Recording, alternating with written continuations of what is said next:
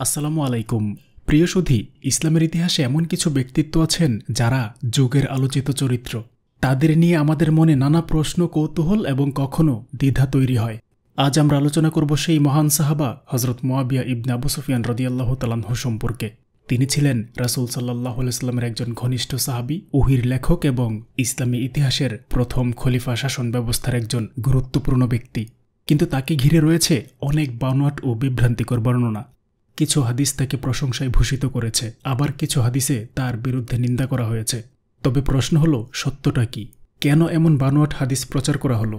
নববী যুগে বনু উমাইয়ার ভূমিকা আসলে কী ছিল এবং কিভাবে ইসলামের শত্রুরা ইতিহাসকে বিকৃত করার চেষ্টা করেছে?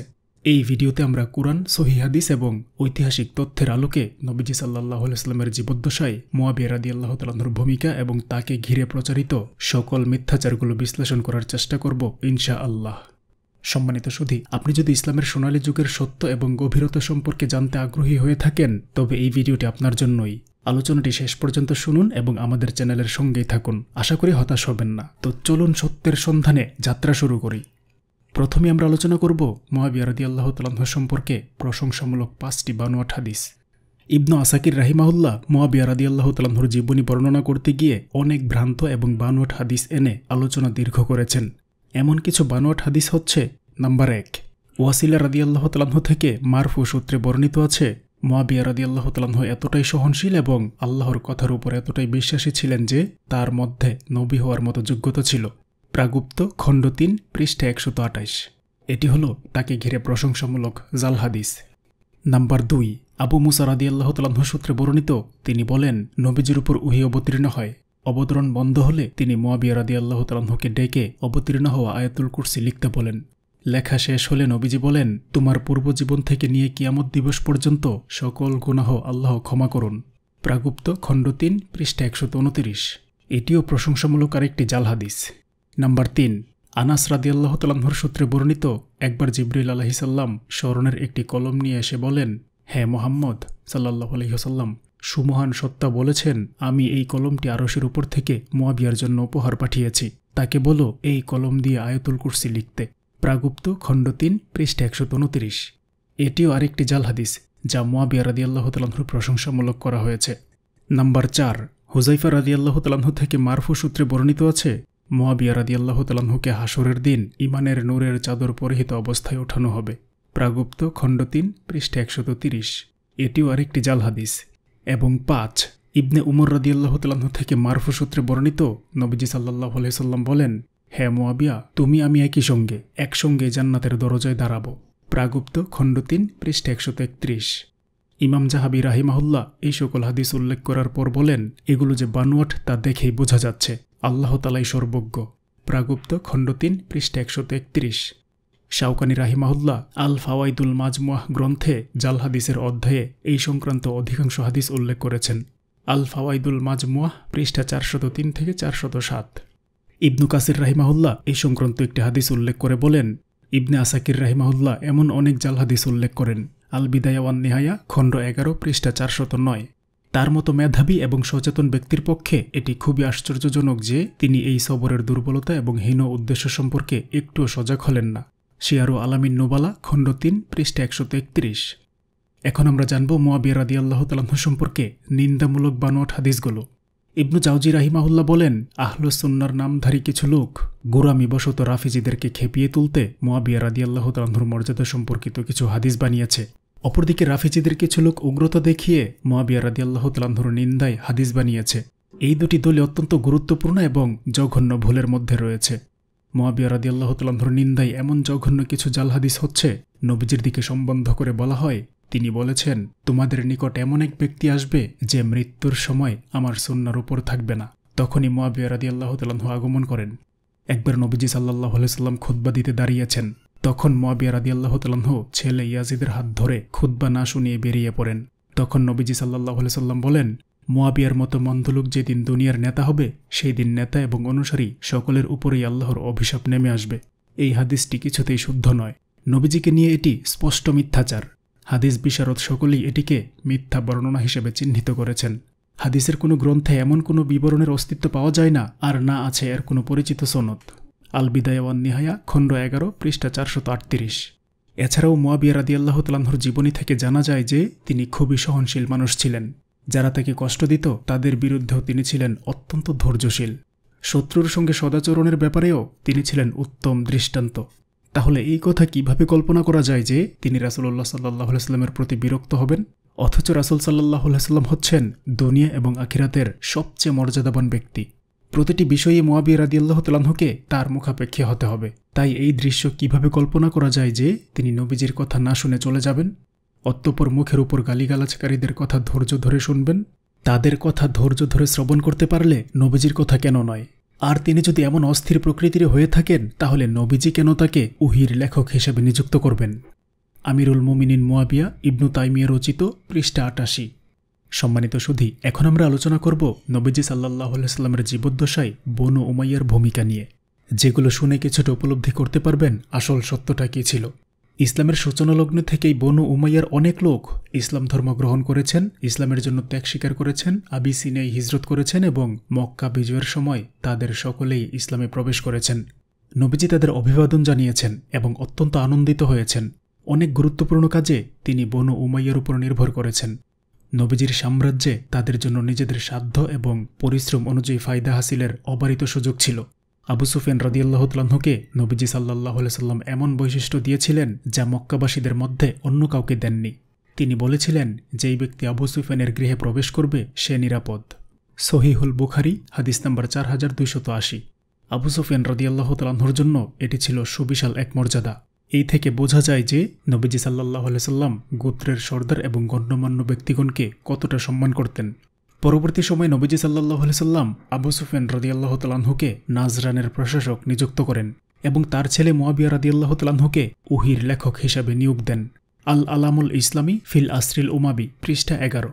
মুসলিম রাদিয়াল্লাহু তাআলা আনহু ইবনে আব্বাস রাদিয়াল্লাহু তাআলা আনহুর সূত্রে বর্ণনা করেন, তিনি বলেন, আবু সুফিয়ান রাদিয়াল্লাহু তাআলা আনহু নবীজি সাল্লাল্লাহু আলাইহি ওয়াসাল্লামকে বলেছিলেন তিনি যেন তাকে দায়িত্ব প্রদান করেন, যাতে করে তিনি মুসলমানদের বিরুদ্ধে যেভাবে লড়াই করেছেন তেমনিভাবে কাফিরদের বিরুদ্ধেও লড়াই করতে পারেন।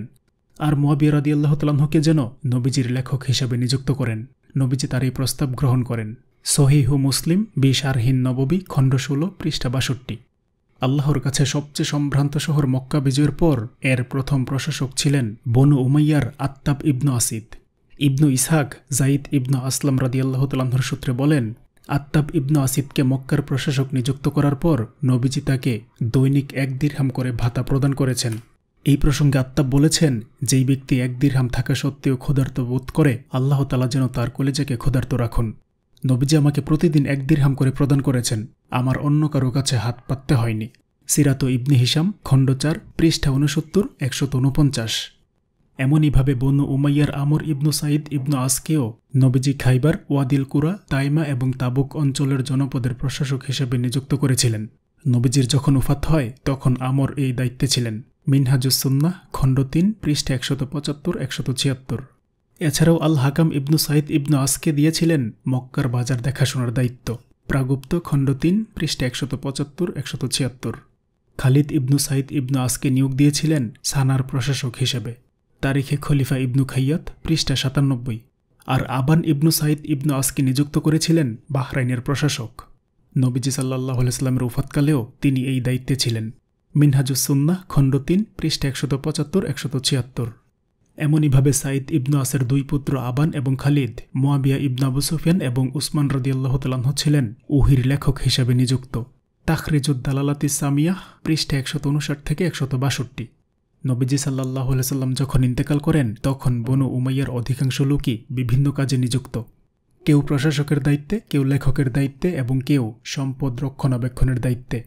কুরাইশের অন্য কোনো গোত্র থেকে নবীজি তাদের চেয়ে অধিক লোক নিয়োগ দিয়েছিলেন বলে আমাদের জানা নেই। মিনহাজুস সুন্নাহ খণ্ড 3 পৃষ্ঠা 175-176। এর মাধ্যমে বনু উমাইয়ার যোগ্যতা এবং বিশ্বস্ততা প্রমাণিত হয়। আল আলামুল ইসলামী ফিল আসরিল উমাবি পৃষ্ঠা 12। মক্কা বিজয়ের পর রাসূলুল্লাহ সাল্লাল্লাহু আলাইহি ওয়াসাল্লাম তাদেরকে উদ্দেশ্য করে বলেছিলেন, তোমরা যাও, তোমরা আজ থেকে তোলাকা অর্থাৎ মুক্তিপ্রাপ্ত। কিছু লোক এই তোলাকা শব্দটিকে বনু উমাইয়ার জন্য গালি হিসেবে সাব্যস্ত করেছেন। তাদেরকে তুলাকা এবং তুলাকার সন্তান বলে কটাক্ষ করেছেন, কিন্তু তারা এই কথা বুঝতে পারেনি যে যাদেরকে তারা তুলাকা বলছে তাদের ইসলাম গ্রহণ উম্মার জন্য কতটা ফলপ্রসূ হয়েছিল। নবীজির জীবদ্দশাতে ইসলামের সাহায্যে তাদের অনেক উল্লেখযোগ্য ঐতিহাসিক অবদান রয়েছে। এমনইভাবে নবীজির ওফাতের পর খোলাফায়ে রাশিদিনের আমলে পরিচালিত অভিযানগুলোতেও তারা অবিস্মরণীয় অবদান রেখেছেন। আল আলামুল ইসলামী ফিল আসরিল উমাবি পৃষ্ঠা ৮। এখানে তাদেরকে তুলাকা হিসেবে অভিহিত করার গুরুত্বপূর্ণ কয়েকটি দিক উল্লেখ করার প্রয়াস পাব। নাম্বার ১, তুলাকা বলে কটাক্ষ করার এই অপপ্রয়াস চালু হয়েছিল উসমান রাদিয়াল্লাহু তাআলা আনহুর খেলাফতের অস্তলগ্নে, যখন দলভিত্তিক লড়াই প্রচণ্ড রূপ ধারণ করেছিল।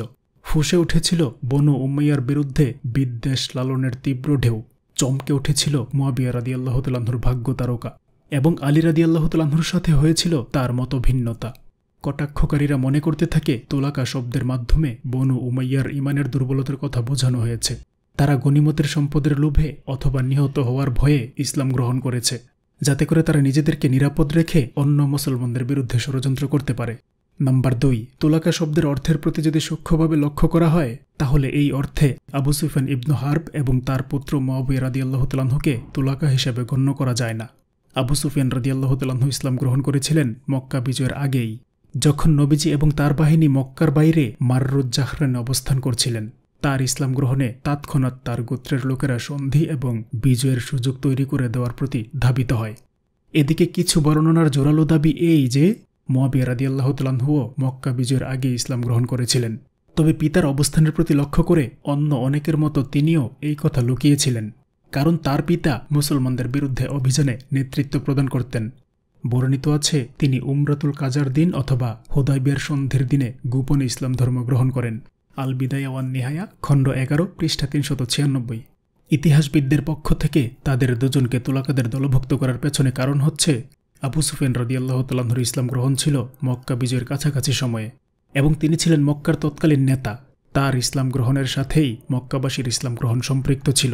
আর মুআবিয়া রাদিয়াল্লাহু তাআলা আনহুর ইসলাম গ্রহণের সংবাদ ছিল গোপন। মক্কা বিজয়ের পর তুলাকাদের সঙ্গে তার ইসলাম গ্রহণের কথা প্রসিদ্ধি লাভ করেছেন। নাম্বার ৩, তুলাকা শব্দে অভিহিত করার মাধ্যমে নিন্দা উদ্দেশ্য নয়। তুলাকা শব্দের মাধ্যমে বোঝানো হয়ে থাকে যারা মক্কা বিজয়ের বছর ইসলাম গ্রহণ করেছিলেন এবং নবীজি তাদেরকে মুক্ত করে দিয়েছিলেন। সংখ্যায় তারা ছিলেন ২০০০-এর মতো।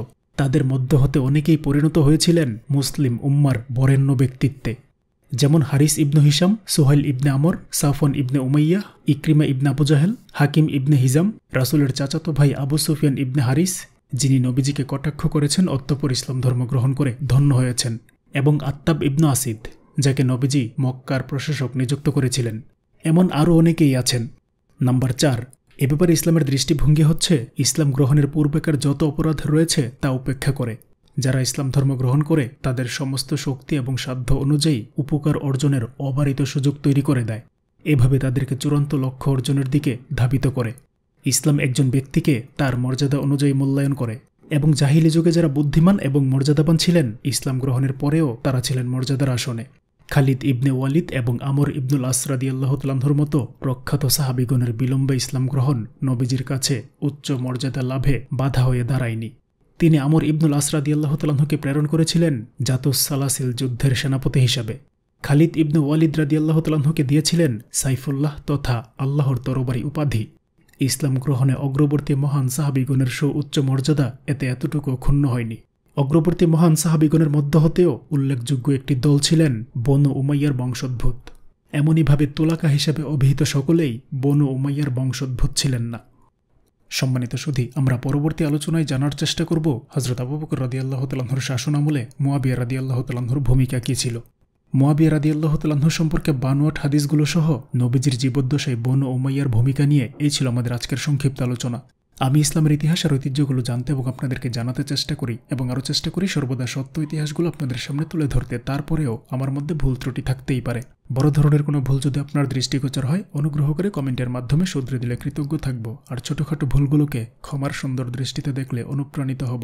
সর্বোপরি আলোচনাটি যদি ভালো লাগে একটি লাইক দিতে পারেন, প্রচারের স্বার্থে আলোচনাটি শেয়ার করতে পারেন, এবং নিয়মিত এই ধরনের আলোচনা পেতে অনুগ্রহ করে চ্যানেলটি সাবস্ক্রাইব করতে পারেন। আসসালামু আলাইকুম ওয়া রাহমাতুল্লাহি ওয়া বারাকাতুহু।